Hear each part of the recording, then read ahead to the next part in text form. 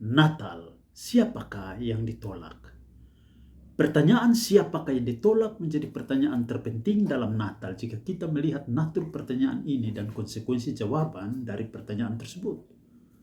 Untuk memahaminya, kita akan memulainya dari Lukas 2 ayat 6-7 sebagai berikut.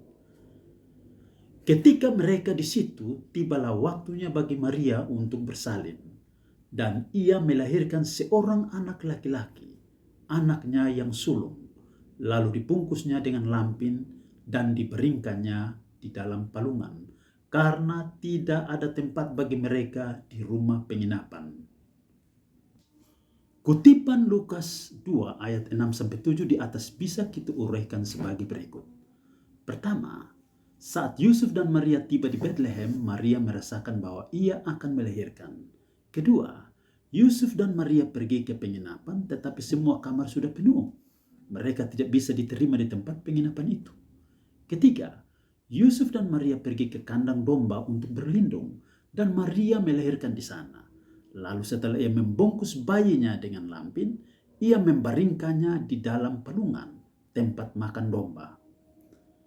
Mari kita diskusikan ketiga fakta yang diuraikan di atas. Kita masih ingat bahwa esensi Natal adalah inkarnasi, yaitu anak Allah menjadi manusia yang lahir dari anak darah Maria.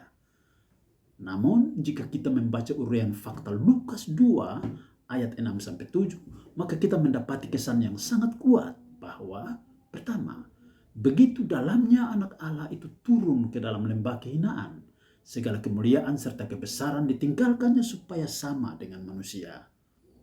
Kedua, penggunaan palungan sebagai tempat tidur bagi bayi Maria menunjukkan bahwa Yesus lahir dalam situasi yang sangat miskin dan tidak dihargai oleh dunia ini. Kita bisa mulai menjawab pertanyaan siapakah yang ditolak dalam peristiwa Natal dengan mengambil sebuah hipotesis bahwa jika tidak ada tempat di penginapan untuk Yusuf dan Maria, maka itulah penolakan terhadap Yesus, anak Allah yang akan dilahirkan Maria. Mari kita menguji hipotesis di atas berdasarkan data-data Alkitab sendiri. Pertama, Tuhan Yesus pernah mengatakan dalam Matius 25 ayat 42 dan 43 bahwa ketika ia lapar atau haus atau sebagai orang asing atau saat ia telanjang atau sakit atau dalam penjara, orang-orang itu tidak memberinya makan atau minum atau tumpangan atau pakaian atau lawatan. Itu sebabnya dalam penghakiman nanti ia mengutuk, mengusir dan mencampakkan mereka ke dalam api yang kekal atau tempat penyiksaan yang kekal. Ayat 41 dan 46. Tetapi tampaknya orang-orang tersebut berdalih bahwa mereka tidak tahu bahwa yang lapar atau haus atau sebagai orang asing atau telanjang atau yang sakit atau yang dalam penjara itu adalah Tuhan Yesus di ayat 44. Hal yang sama juga bisa menjadi alibi dari pemilik penginapan bahwa ia tidak mengetahui bahwa Maria yang datang bersama Yusuf itu yang akan melahirkan Yesus Kristus anak Allah. Tuhan Yesus pun memberi jawaban yang sama.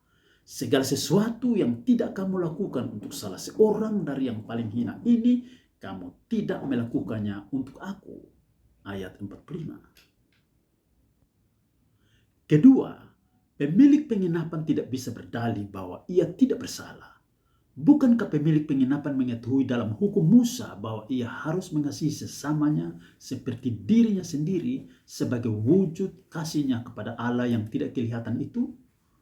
Lihat Imamat 19 ayat 18 dan Ulangan 6 ayat 5. Menimbang konteks Matius 25 ayat 42 sampai 46 di atas tentang penghakiman akhir untuk menjelaskan Lukas 2 ayat 6-7, maka kita bisa menemukan jawaban dari pertanyaan siapakah yang ditolak.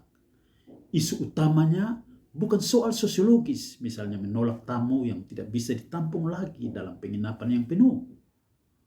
Bukan juga soal budaya bisnis penginapan, yaitu menolak sebuah keluarga kecil dan miskin yang kemungkinan tidak bisa membayar lebih. Hal ini juga bukan soal etika, yaitu menolak seorang ibu yang sedang mengandung dan hampir melahirkan. Atau soal psikologis, kasihan atau tidak kasihan. tetapi penolakan itu adalah soal teologis yang dalam. Kesimpulannya adalah dengan menolak Yusuf dan Maria yang sudah mau melahirkan di penginapan itu, mereka menolak Yesus yang akan dilahirkan itu. Mereka bukan sekedar menolak Yusuf dan Maria, tetapi mereka menolak Yesus Kristus Juru Selamat, Anak Allah yang menjadi manusia.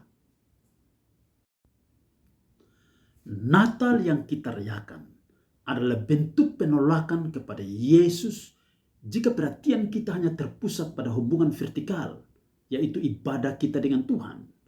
Jika perhatian kita hanya terpusat pada hiruk pikuk dan pernak-pernik perayaan Natal, jika perhatian kita hanya terpusat pada kebiasaan saling mengucapkan salam Natal, kunjungan rumah, dan sebagainya, dan kita tidak melakukan apa-apa bagi mereka yang membutuhkan uluran tangan kita. Demikian.